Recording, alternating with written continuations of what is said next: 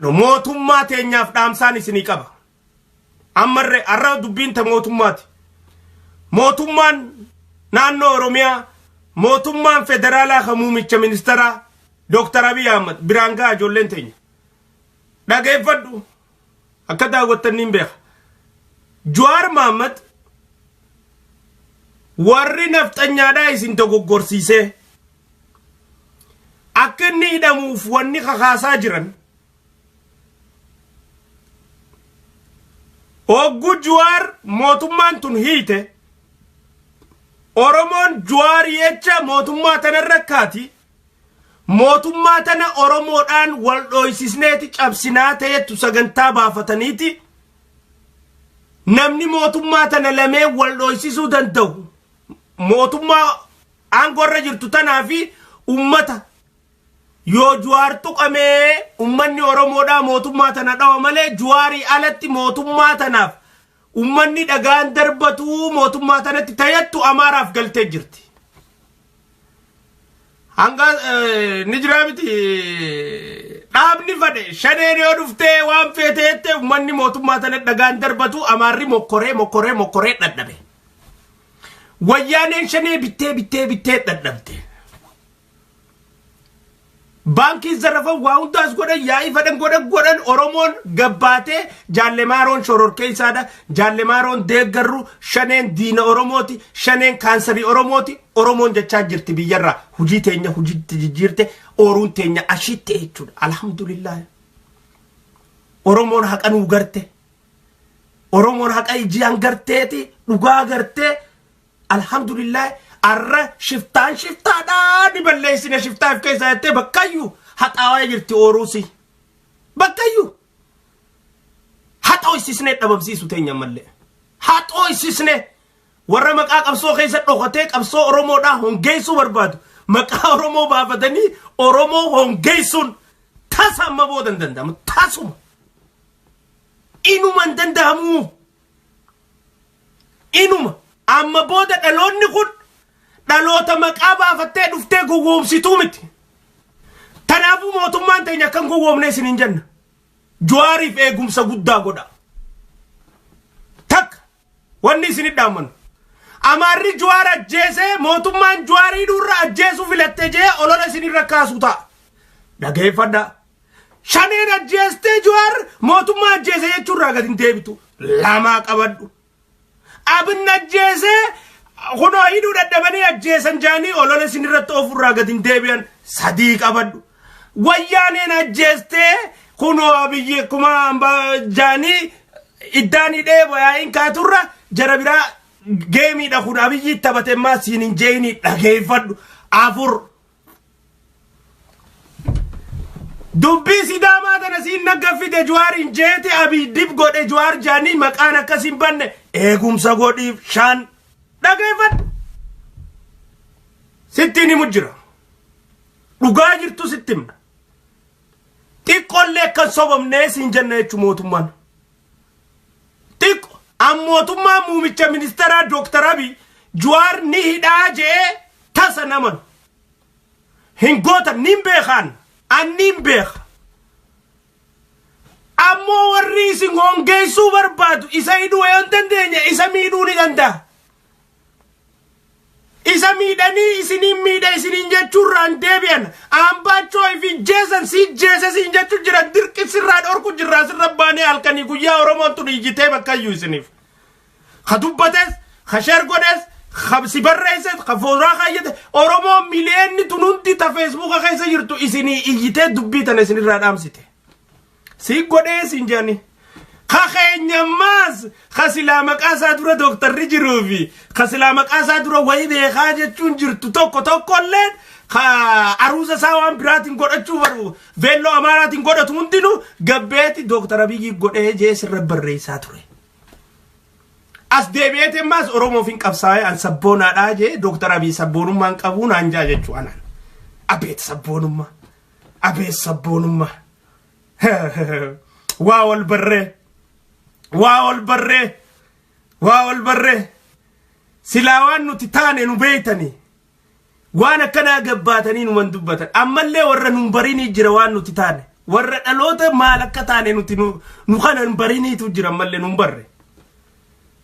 barre lafa nuti jirrutti ammallee gabbaatanii sabboonummaa naasoita waan nuti taane nu bariini malee ak dhaloota keenya nu bariini waan nuti taane nu bariini asii gabbaatanii abiyyi Amara ambacho jese yettaniiti asii gabbaatanii Oromoo isiniif qabsooynee yettan jechuudha. Akkuma jaarraa abbaa gadaa inni islaamaaf deema yettanii lolaa turtaniini as baatanii Oromoo taaniin Oromoo islaamaan adda fuudhaniiti. Oromoon takka amantiin addan baatu ammoo hanganni jirutti bilisummaan teenya jirtu isa dhabamsiisuu qabna jette irra duulchisaa turtan jechuudha. Laal. Garta.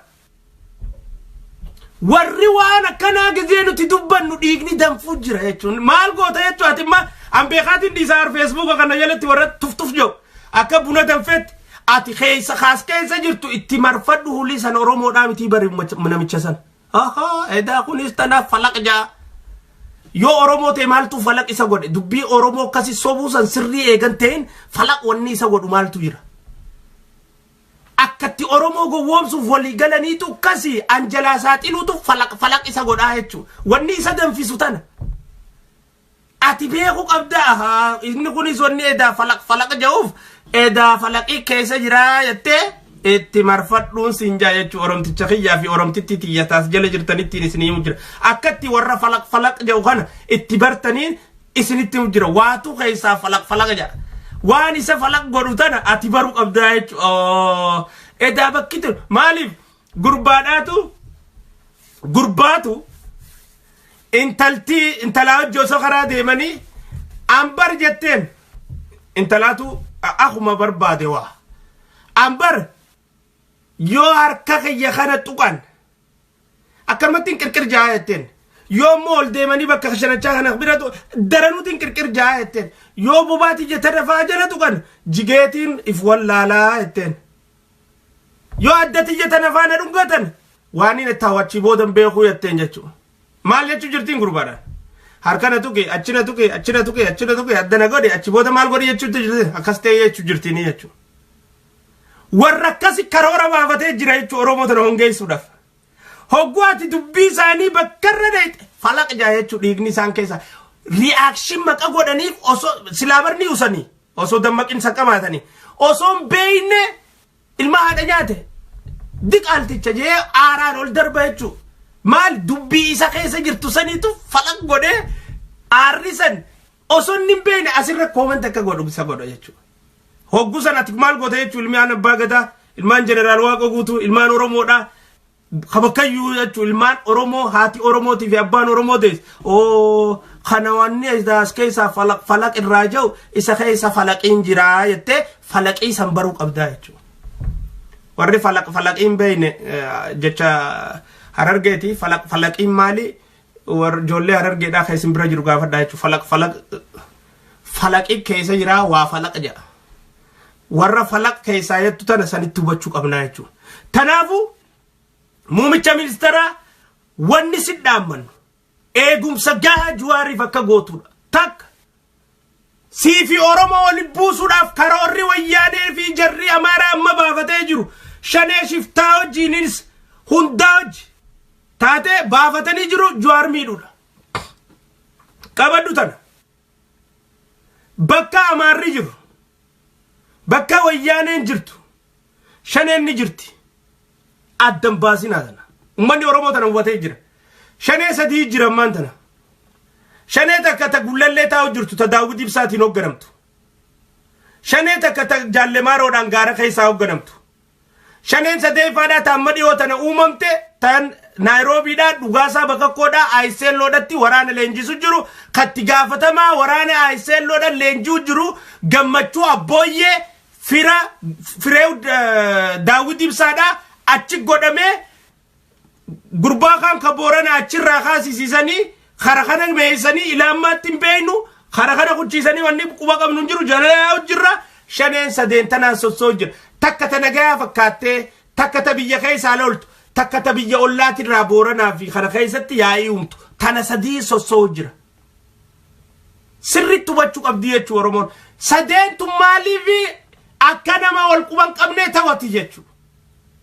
Maaliif Oromoo gowwoomsuufi kun waraanan qabuuja kun anisaan ajajamuuja kullachuutun beeynu waraana haree jaarrannee biyyaa qabsoonaa jeetti dhukaasa bakka gootis ayseellorraa waraana leenjisu jira Oromoodhaafi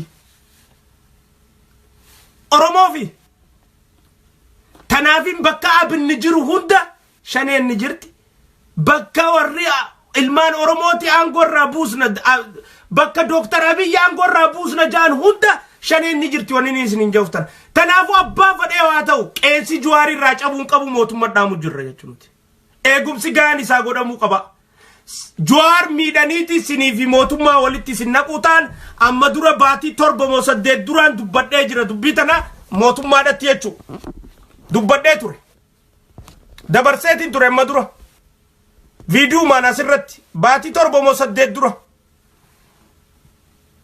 Jawaar eegumsi godhamuuf qabaa fi takkasani